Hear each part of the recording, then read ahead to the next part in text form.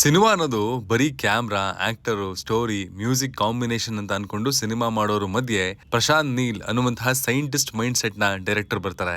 Indian cinema ಇಂಡಸ್ಟ್ರಿಗೆ detailing elevation ಅನ್ನುವಂತಹ ಹೊಸ ಥಿಯರಿಯನ್ನ ಇಂಟ್ರೊಡ್ಯೂಸ್ ಮಾಡ್ತಾರೆ. KGF ಎಲಿವೇಶನ್ ಥಿಯರಿ, ಸಲಾರ್ ಅಲ್ಲಿ ಕಾಂಪ್ಲೆಕ್ಸ್ ಡೀಟೇಲಿಂಗ್ ಥಿಯರಿ ತಂದು ಜನರನ್ನ ಮೆಸ್ಮರೈಸ್ ಮಾಡ್ತಾರೆ. ಸದ್ಯಕ್ಕೆ ಟೀಸರ್ ಮೂಲಕ ಡ್ರ್ಯಾಗನ್ ನಲ್ಲಿ ರಿಸರ್ಚ್ ಥಿಯರಿ ತಂದಿದ್ದಾರೆ. ನನಗಂತೂ ತುಂಬಾನೇ ಕ್ಯೂರಿಯಸ್ ಅಂತ ಅನಿಸ್ತು ಇವರ ರಿಸರ್ಚ್ ಅನ್ನ ನೋಡಿ. ಬನ್ನಿ, ಏನಿದು ಹೊಸ ಥಿಯರಿ, ಏನೆಲ್ಲ ಇದೆ ಈ ಮಿಸ್ಟೀರಿಯಸ್ ಥಿಯರಿಯಲ್ಲಿ? Let's dive into the breakdown and analysis of Dragon glimpse. Hi, ಎಲ್ರಿಗೂ ನಮಸ್ಕಾರ and welcome to Khadak cinema. Phase 1, learning from Salaar. ಯಾವಾಗ್ಲೂ ಟೀಸರ್ ಅಲ್ಲಿ ಏನು ಡೀಟೇಲ್ಸ್ ಅನ್ನ ಬಿಟ್ಕೊಡದಂತಹ ನೀಲು ಈ ಟೀಸರ್ ಅಲ್ಲಿ ಎಲ್ಲಾ ಕ್ಯಾರೆಕ್ಟರ್ ನ role and duty, story line ಎಲ್ಲಾನು ಹೇಳಿದ್ದಾರೆ. ಯಾಕೆ ಗೊತ್ತಾ? ಸಲಾರ್ ನಲ್ಲಿ ತುಂಬಾ ಕ್ಯಾರೆಕ್ಟರ್ಗಳು, complex story, different time line ಜನರಿಗೆ ಡೈಜೆಸ್ಟ್ ಆಗೋದಕ್ಕೆ ಕಷ್ಟ ಆಯ್ತು. ಸ್ಟೋರಿ ಫೋಕಸ್ ಮಾಡ್ಕೊಳ್ಳೋದಕ್ಕೆ ಟ್ರೈ ಮಾಡಿದ್ರೆ ಕ್ಯಾರೆಕ್ಟರ್ಗಳು ಮಿಸ್ ಆಗುತ್ತೆ. ಕ್ಯಾರೆಕ್ಟರ್ ನೆನ್ಪಿಟ್ಕೊಳ್ಳೋದಕ್ಕೆ ಫೋಕಸ್ ಮಾಡಿದ್ರೆ ಎಮೋಷನ್ಸ್ ಕನೆಕ್ಟ್ ಆಗಲ್ಲ. ಎಲ್ಲ ಕಂಪ್ಲೀಟ್ ಅರ್ಥ ಆಗಿ ಫೀಲ್ ಆಗುವಂತಹ ಹೊತ್ತಿಗೆ ಬಾಕ್ಸ್ ಆಫೀಸ್ ಇಂದ ಸಿನಿಮಾ ದೂರ ಹೋಗಿತ್ತು. ಬಟ್ ಯಾವಾಗ ಅದನ್ನ OTT ಅಲ್ಲಿ ಆಡಿಯನ್ಸ್ ನೋಡಿ ಪಾಯಿಂಟ್ ಟು ಪಾಯಿಂಟ್ ಕನೆಕ್ಟ್ ಮಾಡಿದ್ರೋ ಅವಾಗ ಸಲಾರ್ ಎಂತಹ ಮಾಸ್ಟರ್ ಪೀಸ್ ಅಂತ ಅರ್ಥ ಆಯ್ತು.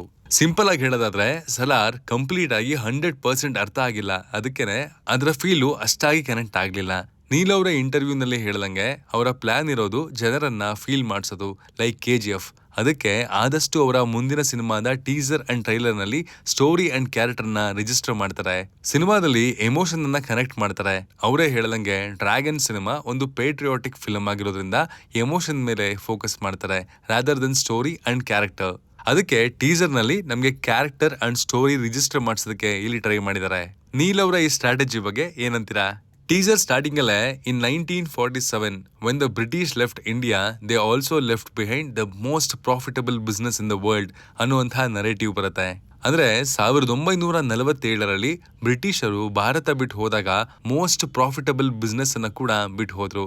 ದಟ್ ಈಸ್ ಓಪಿಯಂ ಪಾಪಿ ಟ್ರೇಡ್. ಅಂದ್ರೆ ಆಲ್ರೆಡಿ ಎಸ್ಟಾಬ್ಲಿಷ್ ಆಗಿರುವಂತಹ ಬಿಸ್ನೆಸ್ ಅನ್ನ ಬಿಟ್ಟು ಹೋದ್ರು. ಇದು ನೀಲ್ ಅವರ ಈ ಸಿನಿಮಾದಲ್ಲಿ ಮಾತ್ರ ಅಲ್ಲ, KGF, ಸಲಾರ್ ಎಲ್ಲದರಲ್ಲೂ ಕೂಡ ಇದೆ. KGF ನಲ್ಲಿ ನರಾಚಿಯಾ gold mine which is already established before hero entry. Salaar ಅಲ್ಲೂ ಇದೇ ತರ ಕಾನ್ಸಾರ್ ಅನ್ನುವಂತಹ already established world and it is a business. ಯಾಕೆ ಟೆಂಪ್ಲೇಟು ಅಂದ್ರೆ ಆಲ್ರೆಡಿ ಎಸ್ಟಾಬ್ಲಿಷ್ಡ್ ವರ್ಲ್ಡ್. ಯಾಕಂತಂದ್ರೆ ಅದರಲ್ಲಿ ಒಂದು ಮಿಸ್ಟ್ರಿ ಇರುತ್ತೆ. ಫಾರ್ ಎಕ್ಸಾಂಪಲ್, ಒಂದು ಕೋಟೆ ತೋರಿಸಿ ಎಷ್ಟೋ ಹಿಂದೆನೆ ಇದು ಎಸ್ಟಾಬ್ಲಿಷ್ ಆಗಿತ್ತು ಅಂದ್ರೆ ಕನ್ವಿನ್ಸ್ ಆಗ್ತೀರಾ, ಅದ್ರ ಬಗ್ಗೆ ಕ್ಯೂರಿಯಸ್ ಆಗ್ತೀರಾ. ಅದನ್ ಬಿಟ್ಟು ಆ ಕೋಟೆ ಎಸ್ಟಾಬ್ಲಿಷ್ ಹೇಗಾಯ್ತು ಅದರ ಎವ್ರಿ ಡೀಟೇಲ್ಸ್ ಅನ್ನ ಒಂದು ವಿಡಿಯೋ ಮಾಡಿ ತೋರಿಸಿದಾಗ ಅದ್ರ ಮೇಲಿನ ಕ್ಯೂರಿಯಾಸಿಟಿ ಕಮ್ಮಿ ಆಗುತ್ತೆ, ಅದರ ಮಿಸ್ಟ್ರಿ ಅನ್ನೋದು ಕಡಿಮೆ ಆಗುತ್ತೆ. ಅದಕ್ಕೆ ನೀಲ್ ಅವರು ಆಲ್ರೆಡಿ ಎಸ್ಟಾಬ್ಲಿಷ್ ಆಗಿರುವಂತಹ ಒಂದು ವರ್ಲ್ಡ್ ಅನ್ನ ತೋರಿಸ್ತಾರೆ. ಆಮೇಲೆ ಅದ್ರ ಬಗ್ಗೆ ಸಣ್ಣ ಸಣ್ಣ ಬಿಟ್ಸ್ ಗಳನ್ನ ಅಲ್ಲಲ್ಲಿ ತೋರಿಸ್ತಾರೆ. The reason behind the name dragon. Dragon ಅಂತ ಹೇಳೋದಕ್ಕೆ ಸುಮಾರು ಸ್ಪೆಕ್ಯುಲೇಷನ್ ಇದೆ. ಇಲ್ಲಿ ಡ್ರಗ್ಸ್ ಅಂಡ್ ಗನ್ಗಳ ಕಾಂಬಿನೇಷನ್ ಇರೋದ್ರಿಂದ ಡ್ರಗ್ ಪ್ಲಸ್ ಗನ್ ಪ್ರೊನೌನ್ಸ್ ಮಾಡ್ಬೇಕಾದ್ರೆ ಡ್ರ್ಯಾಗನ್ ಎಂಬ ವರ್ಡ್ಗೆ ಹೋಲುತ್ತೆ. ಇನ್ನೊಂದು ಸ್ಪೆಕ್ಯುಲೇಷನ್ ಅಂದ್ರೆ ಟೀಸರ್ ನಲ್ಲಿ ಲ್ಯೂಗರ್ ಅನ್ನುವಂತಹ ಆಂಟಿ ಹೀರೋ ಕ್ಯಾರೆಕ್ಟರ್ ಕೂಡ ಇದೆ. ಲ್ಯೂಗರ್ ಅಂದ್ರೆ ಒಂದು ಗನ್ ಮಾಡೆಲ್ ನ ಹೆಸರು. Full name Luger P08.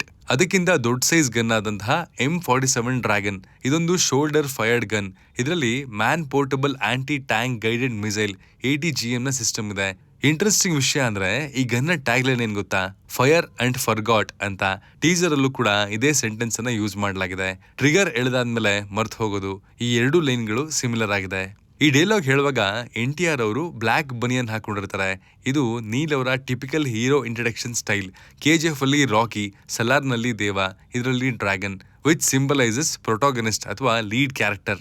Dragon hero ಆದ್ರೆ ಲ್ಯೂಗರ್ ವಿಲನ್ ಆಗಿರ್ಬೋದು. ಇಲ್ಲಿ ಇನ್ನೊಂದು ಸ್ಪೆಕ್ಯುಲೇಷನ್ ಏನಪ್ಪಾ ಅಂತಂದ್ರೆ ಡ್ಯೂಯಲ್ ಕ್ಯಾರೆಕ್ಟರ್ ಇರ್ಬೋದು ಅಂತ ಅನ್ಸುತ್ತೆ. ಬ್ಲಾಕ್ ಬನಿಯನ್ ಡ್ರ್ಯಾಗನ್ ಆದ್ರೆ ಟೀಸರ್ ನಲ್ಲಿ 2 ಶಾಟ್ಗಳು ಬ್ಯಾಕ್ ಪೋಸ್ ನಲ್ಲಿದೆ ಅಂಡ್ ಇರೋದ್ರಲ್ಲಿ ಮುಖ ರಿವೀಲ್ ಮಾಡಿಲ್ಲ. ಒಂದು ಲ್ಯೂಗರ್ ಇಂಟ್ರಡಕ್ಷನ್ ಅಲ್ಲಿ. ಸದ್ಯಕ್ಕೆ Luger and Dragon different shade ಅಂತ ಅನ್ಕೋಬಹುದು, ಅಥವಾ 2 ಬೇರೆ ಬೇರೆ ಕ್ಯಾರೆಕ್ಟರ್ ಕೂಡ ಆಗಿರ್ಬೋದು. Dragon versus Luger. ಅವಾಗ್ಲೇ ಹೇಳ್ದಂಗೆ 2 ಗನ್ ನೇಮ್ಡ್ ಕ್ಯಾರೆಕ್ಟರ್ಗಳ ಫೇಸ್ ಆಫ್ ಈ ಸಿನಿಮಾದ ಪ್ಲಾಟ್ ಆಗಿರ್ಬೋದು. ಯಾಕೆ ಈ ಗನ್ನೇ ಮಿಟ್ಟಿರ್ಬೋದು ಅಂತಂದ್ರೆ ಅದಕ್ಕೊಂದು ಬ್ಯಾಕ್ ಸ್ಟೋರಿ ಇದೆ. 2ನೇ ಮಹಾಯುದ್ಧ ಮುಗಿದ ನಂತರ 1945ರಲ್ಲಿ ಲಕ್ಷಾಂತರ ಮಟ್ಟಿಗೆ ಬ್ಲಾಕ್ ಮಾರ್ಕೆಟ್ ನಲ್ಲಿ ಲ್ಯೂಗರ್ ಪಿಸ್ತೂಲ್ ಸಪ್ಲೈ ಜಾಸ್ತಿ ಆಯಿತು. ಲೂಗರ್ ಪಿಸ್ತೂಲ್ಗಳು ಸ್ಮಗ್ಲರ್, ಮಾಫಿಯಾ ಡಾನ್ಗಳು ಮತ್ತು ಶಾರ್ಪ್ ಶೂಟರ್ಗಳ ಕೈ ಸೇರ್ಕೊಂಡ್ವು. ಈ ಮೂಲಕ ಅಂಡರ್ ವರ್ಲ್ಡ್ ಬೂಮ್ ಆಯಿತು. ಅದಕ್ಕೆ ಕೌಂಟರ್ ಅಟ್ಯಾಕ್ ಮಾಡೋದಕ್ಕೆ ಮೋಸ್ಟ್ ಆಫ್ ದ ಆರ್ಮಿಗೆ ಶೋಲ್ಡರ್ ಫೈರ್ಡ್ ಗನ್ಗಳು ಬೆಸ್ಟ್ ಆಪ್ಷನ್ ಆಗಿತ್ತು. ಅದರಲ್ಲಿ 1960ರ ಟೈಮಲ್ಲಿ one of the best shoulder fired anti tanked guided machine ಅಂತಂದ್ರೆ ಅದು M47 ಡ್ರ್ಯಾಗನ್. ಸಿಂಪಲ್ ಆಗಿ ಹೇಳಬೇಕು ಅಂದ್ರೆ ಲ್ಯೂಗರ್ ಅನ್ನೋ ಮಟ್ಟ ಹಾಕೋದಕ್ಕೆ ಡ್ರ್ಯಾಗನ್ ಅನ್ನೋದು ಬರಬೇಕಾಯ್ತು. Time line of the movie 1967. ಇದನ್ನ ತಿಳ್ಕೊಬೇಕಾದ್ರೆ ಈ ಟೈಮ್ ಲೈನ್ ನಲ್ಲಿ ಸುಮಾರು ಸೀರೀಸ್ ಆಫ್ ಈವೆಂಟ್ ನಡೆದಿದೆ. 1960ರ ದಶಕದ ಕೊನೆಯ ಭಾಗ ಅಂದ್ರೆ ಸರಿಯಾಗಿ 1967ರ ಆಸುಪಾಸಿನಲ್ಲಿ ಬೆಂಗಳೂರಿನಲ್ಲಿ ಕಳ್ಳಬಟ್ಟಿ ದಂಧೆ ಮತ್ತು ಮದ್ರಾಸ್ನಿಂದ ತರಲಾಗ್ತಿದ್ದಂತಹ ಅಕ್ರಮ ವಸ್ತುಗಳು ಕಳ್ಳ ಸಾಗಾಣಿಕೆ ಭಾರಿ ಪ್ರಮಾಣದಲ್ಲಿ ಹೆಚ್ಚಾಗಿತ್ತು. ಕೋತಿ ರಾಮಣ್ಣ, MP ಜಯರಾಜ್ ಅಂತಹ ಶಕ್ತಿಗಳು ಭೂಗತ ಲೋಕದಲ್ಲಿ ತಲೆ ಎತ್ತಲು ಅಡಿಪಾಯ ಬಿದ್ದಿದ್ದು ಇದೇ ಕಾಲಘಟ್ಟದಲ್ಲಿ. ಮತ್ತೊಂದು ಮೇಜರ್ ಈವೆಂಟ್ ಅಂದ್ರೆ 1967ರ ಜುಲೈನಲ್ಲಿ ಬರ್ಮಾದ ಖ್ಯಾತ ಡ್ರಗ್ ಲಾರ್ಡ್ ಖೂನ್ಸಾ ಸುಮಾರು 16 ಟನ್ ಅಫೀಮನ್ನ 100 ಹೇರು ಕತ್ತೆಗಳ ಮೇಲೆ ಹೇರ್ಕೊಂಡು ಲಾವೋಸ್ ಕಡೆಗೆ ಸಾಗಿಸಿದ್ದ. ಇದನ್ನ ತಡೆಯೋದಕ್ಕೆ ಚೀನಾದ ಆರ್ಮಿ ಇವನ್ ಮೇಲೆ ದಾಳಿ ಮಾಡಿದ್ವು. ಇವರಿಬ್ಬರ ಗ್ಯಾಂಗ್ ವಾರ್ ಮಧ್ಯೆ ನುಗ್ಗಿದಂತಹ ಲಾವೋಸ್ ದೇಶದ ಆರ್ಮಿ ಜನರಲ್ ಓವನ್ ರತಿಕೋನ್ ಇಬ್ಬರ ಮೇಲೂ ಬಾಂಬ್ ಹಾಕಿ ಆ 16 ಟನ್ ಅಫೀಮನ್ನ ತಾನೇ ವಶಪಡಿಸಿಕೊಂಡು ಕೋಟಿಗಟ್ಟಲೆ ಹಣ ಮಾಡ್ದ. ಈ ಘಟನೆಯನ್ನ ಇತಿಹಾಸದಲ್ಲಿ 1967ರ ಅಫೀಮು ಯುದ್ಧ ಅಂತ ಕರೆಯಲಾಗುತ್ತೆ. ಈ ಈವೆಂಟ್ಗಳ ರೆಫರೆನ್ಸು ಮೂವಿಲ್ ನೋಡೋದಕ್ಕೆ ಸಿಗ್ಬೋದು. Reference of Bible. ಟೀಸರ್ ಅಲ್ಲಿ ರುಕ್ಮಿಣಿ ಅವರು ಬೈಬಲ್ ಬಗ್ಗೆ ಹೇಳ್ತಾ ಇರ್ತಾರೆ. ಇದು ಎವಲ್ಯೂಷನ್ ಆಫ್ ಲೈಫ್ ಬಗ್ಗೆ ಹೇಳುತ್ತೆ, ಹೇಗೆ ಹ್ಯೂಮನ್ ಹುಡ್ಕೊಂಡ್ರು ಅಂಡ್ ಡೆವಿಲ್ ಹೇಗೆ ಹುಡ್ಕೊಳ್ತು ಅನ್ನೋದ್ರ ಬಗ್ಗೆ.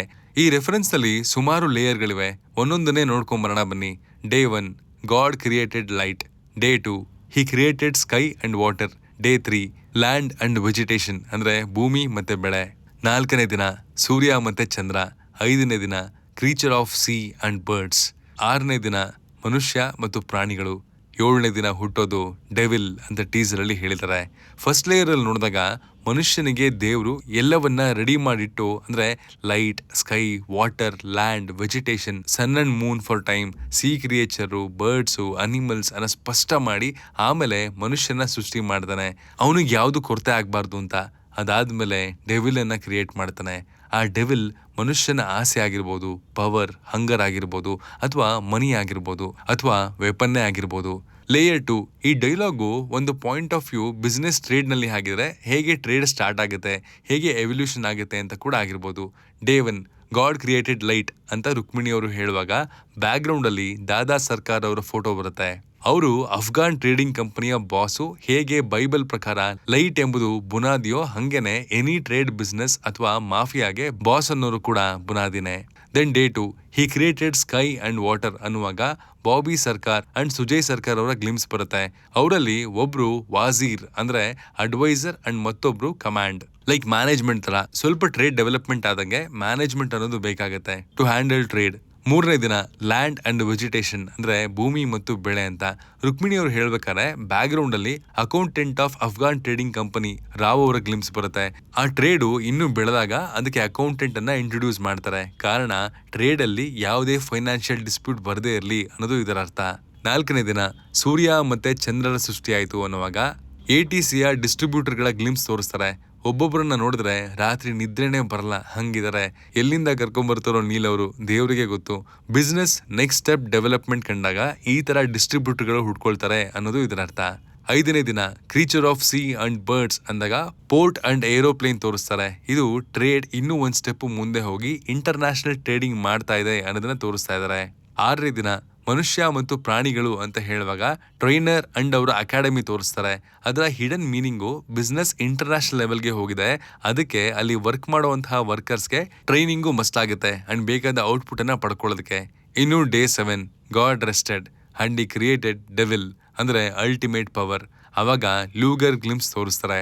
ಟ್ರೇಡ್ ಅನ್ನೋದು ನಿಜವಾಗ್ಲೂ ಯಾರ ಮೇಲೆ ನಿಂತಿದೆ, who is the pillar of trade ಅಂದ್ರೆ ಅದೇ ವರ್ಕರ್. ನಿಜ ಅಲ್ವಾ? ಎನಿ ಬಿಸ್ನೆಸ್ ಟ್ರೇಡ್ ಸ್ಟ್ಯಾಂಡ್ ಆಗಿರೋದೆ ವರ್ಕರ್ ಮೇಲೆ ಅಂಡ್ ಇಸ್ ವರ್ಕ್ ಮೇಲೆ.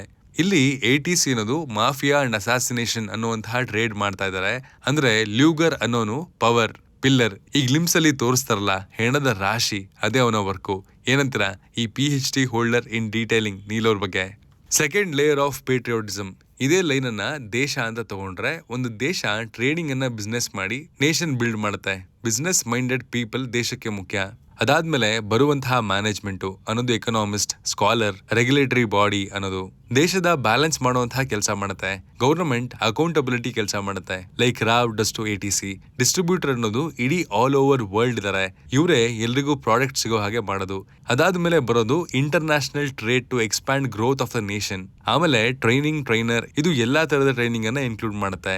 ಸಪೋಸ್ ಪ್ರೊಡಕ್ಟಿವ್ ಟ್ರೈನಿಂಗ್ ಪಡ್ಕೊಂಡ್ರೆ ದೇಶವನ್ನ ಕಟ್ಟೋದು, ಅದೇ ಮಾಫಿಯಾ ಬಗ್ಗೆ ಟ್ರೈನಿಂಗ್ ಅನ್ನ ಪಡ್ಕೊಂಡ್ರೆ ಟೀಸರ್ ಅಲ್ಲಿ ಹೇಳ್ದಂಗೆ ಅವರೇ ಡೆವಿಲ್ ಆಗ್ತಾರೆ. Assassin, naxalite, terrorist, anti social activity ಮಾಡುವಂತಹ ಯಾರೇ ಒಬ್ಬ ಆಗಿರ್ಬೋದು, ಅವನು ಒಬ್ಬ ನೇಷನ್ಗೆ ಡೆವಿಲ್ ಆಗ್ತಾನೆ. ನೆಕ್ಸ್ಟ್ ಸೀನಲ್ಲಿ chief of narcotics bureau of India ರಘುವೀರ್ ರಾಥೋಡ್ ಅವರು ಅಫ್ಘಾನ್ ಲಾಜಿಸ್ಟಿಕ್ಸ್ ಹೆಡ್ ಜಮೀಲ್ ಅನ್ನ ಅರೆಸ್ಟ್ ಮಾಡ್ತಾರೆ. ಇದೊಂದು ಸರ್ಕಾರದ ಫೇಲ್ಯೂರ್ ತೋರಿಸುವಂತಹ ಸೀನ್ ಕೂಡ ಆಗಿರ್ಬೋದು. ಎಲ್ಲ ಓಪಿಯಂ, ಪಾಪಿ ಟ್ರೇಡ್ ಬಿಗ್ಗೆಸ್ಟ್ ನೇಮ್ ಅನ್ನ ಬಿಟ್ಟು ಲೈಕ್ ಬಾಸ್, ವಜೀರ್, ಕಮಾಂಡ್, ಡಿಸ್ಟ್ರಿಬ್ಯೂಟರ್ ಇವ್ರನ್ನೆಲ್ಲ ಬಿಟ್ಟು ಲಾಜಿಸ್ಟಿಕ್ ಹೆಡ್ ಅನ್ನ ಅರೆಸ್ಟ್ ಮಾಡೋದು ಈಗಿನ ರಿಯಲ್ ವರ್ಲ್ಡ್ ಅನ್ನ ರೆಪ್ರೆಸೆಂಟ್ ಮಾಡ್ತಾ ಇದೆಯಾ? ದೊಡ್ಡ ದೊಡ್ಡ ಅಧಿಕಾರಿಗಳು ಅಥಾರಿಟಿ ಮಾಡುವಂತಹ ತಪ್ಪನ್ನ ಚಿಕ್ಕ ಪುಟ್ಟ ಆಫೀಸರ್ ಮೇಲೆ ಹಾಕಿ ಅರೆಸ್ಟ್ ಮಾಡೋದು, ಸಸ್ಪೆಂಡ್ ಮಾಡೋದು ಈಗ ನಡೀತಾ ಇರುವಂತಹ ಇನ್ಸಿಡೆಂಟೇ ಅಲ್ವಾ? ಕತೆ ಪ್ರಕಾರ ಈ ಡ್ರ್ಯಾಗನ್ ಸಿನಿಮಾದ ಮಾಫಿಯಾ ವರ್ಲ್ಡ್ ಅನ್ನ ಡೆಸ್ಟ್ರಾಯ್ ಅಥವಾ ನಾಶ ಮಾಡೋದು ನಾರ್ಕೋಟಿಕ್ಸ್ ಬ್ಯೂರೋ ಚೀಫ್ ರಘುವೀರ್ ರಾಥೋಡ್. ಬಟ್ ನೀಲ್ ಅವರ ಇಂಟರ್ವ್ಯೂ ಅಲ್ಲಿ ಹೇಳಿರೋ ಪ್ರಕಾರ ಈ ಕ್ಯಾರೆಕ್ಟರ್ ಕೂಡ ವಿಲನ್ ಅಂತೆ. ಯೋಚನೆ ಮಾಡ್ಬೇಕಾಗತ್ತೆ. ಸೊ ಇದಾಗಿತ್ತು ಡ್ರ್ಯಾಗನ್ ಸಿನಿಮಾದ ಅನಾಲಿಸಿಸ್ ಅಂಡ್ ಬ್ರೇಕ್ ಡೌನ್. ಹೇಗನಿಸ್ತು ಅಂತ ಕಮೆಂಟ್ ಮಾಡಿ. ಅಂಡ್ ಕಮೆಂಟ್ ಬಾಕ್ಸ್ ಅಲ್ಲಿ ಹೋಗುವಾಗ ಸುಮ್ನೆ ಅಂತೂ ಹೋಗ್ಬಾರ್ದು. ಒಂದೆರಡು ಕ್ವಶನ್ಗಳು ತಂದಿದ್ದೀನಿ, ಅದಕ್ಕೂ ಆನ್ಸರ್ ಸಿಕ್ಕಿದ್ರೆ ನನ್ಗೂ ಹೇಳಿ. Question number 1, Afghan trading company locate ಆಗಿರೋದು ಅಫ್ಘಾನ್ ಅಲ್ಲಿ, ಬಟ್ ಆ ಕಂಪನಿಯ ಬಾಸ್, ವಜೀರ್, ಕಮಾಂಡ್, ಅಕೌಂಟೆಂಟ್ ಎಲ್ಲ ಇಂಡಿಯಾದವರು. ಇದು ಹೇಗೆ ಸಾಧ್ಯ? ಕ್ವಶನ್ ನಂಬರ್ 2, ಬರೀ ಅಫ್ಘಾನ್ ಟ್ರೇಡಿಂಗ್ ಕಂಪನಿ ಬಗ್ಗೆ ತಿಳಿಸಿದ್ದಾರೆ. ಗೋಲ್ಡನ್ ಟ್ರಯಾಂಗಲ್ ಬಗ್ಗೆ ಟೀಸರ್ ಅಲ್ಲಿ ಒಂದೇ ಒಂದು ಪಾಯಿಂಟು ಇಲ್ಲ. ಯಾಕೆ? ಈ ಕ್ವಶನ್ಗೆ ನಿಮ್ಮ ಹತ್ರ ಉತ್ತರ ಇದೆ ಕಮೆಂಟ್ ಬಾಕ್ಸ್ ಅಲ್ಲಿ ತಿಳಿಸಿ. ಅಂಡ್ ಓವರ್ ಆಲ್ ನಿಮಗೆ ವಿಡಿಯೋ ಇಷ್ಟ ಆಗಿದ್ರೆ ಚಾನಲ್ ಅನ್ನ ಸಬ್ಸ್ಕ್ರೈಬ್ ಮಾಡ್ಕೊಳ್ಳಿ. Signing off, Manu.